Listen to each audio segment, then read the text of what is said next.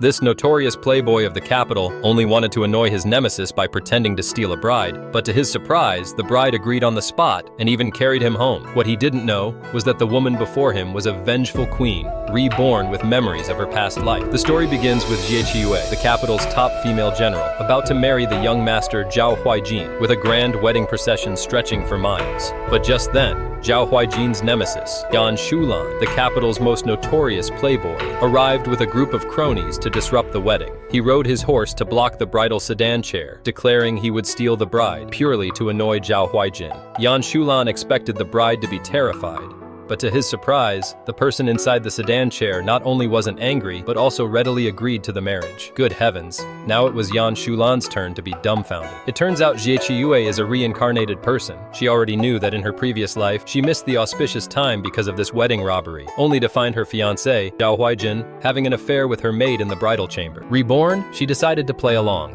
Rather than marry a scumbag, she'd rather have a different husband. Yan Shulan wanted to back out, but he was no match for the war goddess general. Jie Qiuyue easily subdued him and carried him home like a sack of potatoes. Yan Shulan's parents, worried that their son was unwanted, were burning incense in the ancestral hall, praying for a daughter-in-law, even someone who can breathe. The next second, they saw their son being carried back by a bride.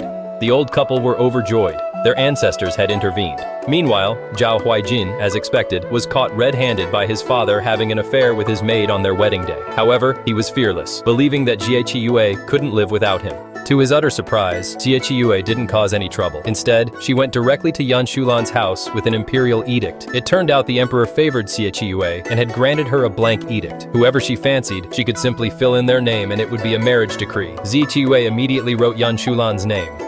Now the die was cast. Yan Shulan was bound hand and foot by his parents and forced to undergo a wedding ceremony with Jie Qiuyue. He refused to cooperate at all, but Jie Qiuyue forced his head to bow to heaven and earth and then to his parents, finally carrying him directly into the bridal chamber. Meanwhile, the scumbag Zhao Huijin and his family were thoroughly humiliated by Jie Qiuyue and were kicked out along with his mistress.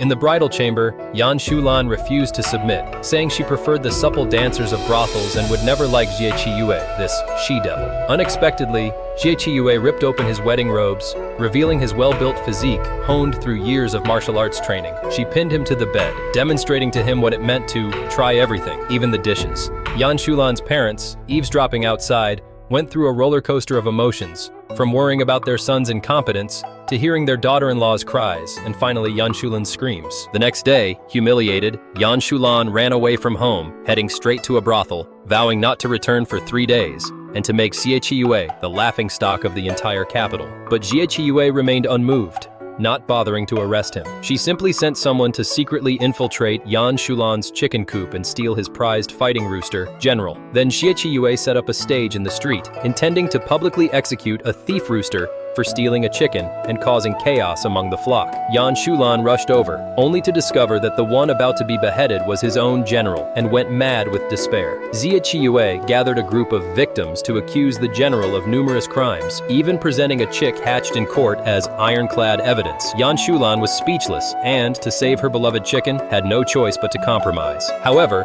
Jie Qiuyue said the conditions for returning home had changed. Not only did she have to return, but she also had to publicly apologize and read aloud a letter of apology. Just as Yan Shulan was about to break down, they bumped into the scumbag Zhao Huijin. Before Zhao Huijin could even utter a few sarcastic remarks, Jie Qiuyue kicked Yan Shulan in the leg, ordering her to apologize on the spot. Looking at the knife held to the general's neck, Yan Shulan could only kneel down in tears, loudly reading her apology letter to the entire capital, admitting she was worse than a pig or a dog. This move left the scumbag speechless. In the end, Jie Qiuyue, carrying the chicken in one hand and her husband in the other, triumphantly left.